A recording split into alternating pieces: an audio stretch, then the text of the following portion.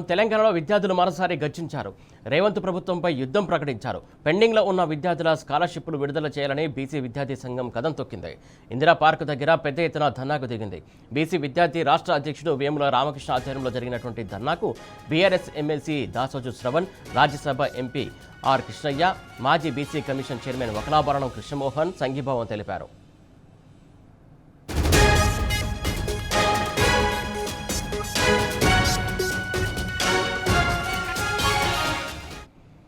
పెండింగ్లో ఉన్న fee reimbursement బకాయిలు వెంటనే విడుదల చేయాలని బీసీ విద్యార్థులు పిడికిలి బిగించారు. కాలేజీ కోర్సు చదివే విద్యార్థులకు రాష్ట్ర ప్రభుత్వం పూర్తి ఫీజులు చెల్లించాలని సమరశంఖం పూరించారు.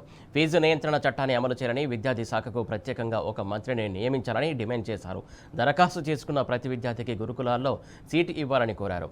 మంజూరు చేస్తామని హామీ ఇచ్చిన మరో 119 గురుకులాలను వెంటనే అమల్లోకి తీసుకురావాలని డిమాండ్ చేశారు.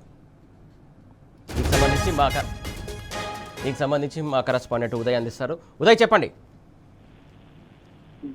Good evening Suresh.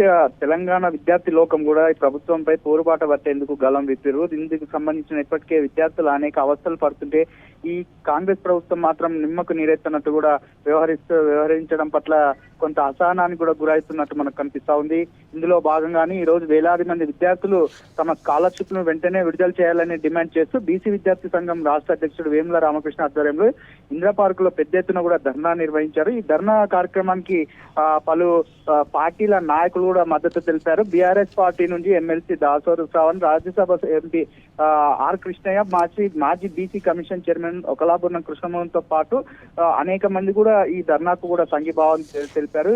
ప్రధానంగా చూస్తే రాష్ట్రంలో ఆమె విద్యార్థుల సమస్యల పట్ల ఎప్పటికప్పుడు పరిష్కరిస్తామని చెప్పేసి ఎన్నికల సమయంలో చెప్పిన కాంగ్రెస్ ప్రభుత్వం ఇప్పుడు మాత్రం ఎలాంటి పట్టింపులు లేకుండా కూడా విద్యార్థులను నయావంచన చేస్తుందని చెప్పేసి విద్యార్థులు కొంత ప్రభుత్వంపై వ్యతిరేకత చూపిస్తున్న పరిస్థితి మనం ఈ ధర్నాలో చూసాం. ముఖ్యంగా ఇందులో ప్రధానమైన డిమాండ్స్ పెండింగ్ లో ఉన్న ఫీజు రియంబర్స్మెంట్ బకాయిలను వెంటనే విడుదల చేయాలి, లేని పక్షంలో రాష్ట్ర మంత్రుల ఇండ్లను కూడా ముట్టడిస్తామని చెప్పారు. దాంతో పాటు కాలేజ్ కోర్స్ చదివే విద్యార్థులకు రాష్ట్ర ప్రభుత్వం పూర్తి ఫీజులు కూడా చెల్లించాలని చెప్పేసి వారు ప్రధానమైన డిమాండ్ కూడా చేశారు. ఫీజు నియంత్రణ చట్టాన్ని వెంటనే అమలు చేయాలని చెప్పేసి ఇప్పటి వరకు లిక్కర్ శాఖకు మంత్రి ఉన్నారు కానీ విద్యాశాఖకు మంత్రిని మాత్రం ఇప్పటి వరకు నియమించకపోవడం పట్ల ఇది దురదృష్టం అని చెప్పేసి అటు విద్యార్థి సంఘాల నాయకులు చెప్తున్న పరిస్థితి కనిపిస్తా ఉంది. మరోపక్క సంక్షేమ హాస్టల్స్ కు ఇప్పటికే సొంత భవనాలు నిర్మించాలని చెప్పేసి వారు ఎప్పటి నుంచో డిమాండ్ చేస్తున్న నేపథ్యంలో అద్దె భవనాల్లో అనేక అవస్థలు కూడా పడుతున్నామని చెప్పేసి విద్యార్థులు కూడా ఈ ప్రభుత్వానికి కూడా చెప్పిన పరిస్థితి కనిపిస్తా ఉంది. కానీ ఈ ప్రభుత్వం మాత్రం ఇప్పటి వరకు ఎలాంటి స్పందన కూడా లేకపోవడం పట్ల అటు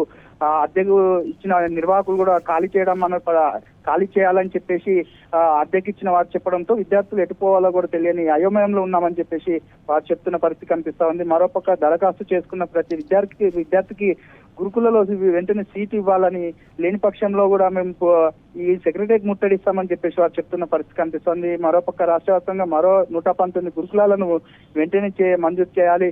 దీంతో పాటు అనేక సమస్యలతో ఇబ్బందులు పడుతున్న హాస్టల్ ఉన్నటువంటి విద్యార్థులకు సమస్యలను వెంటనే పరిష్కరించాలని చెప్పేసి వారు ఈ ప్రభుత్వాన్ని డిమాండ్ చేస్తున్న పరిస్థితి కనిపిస్తా ఉంది. Suresh, right, thank you Uday.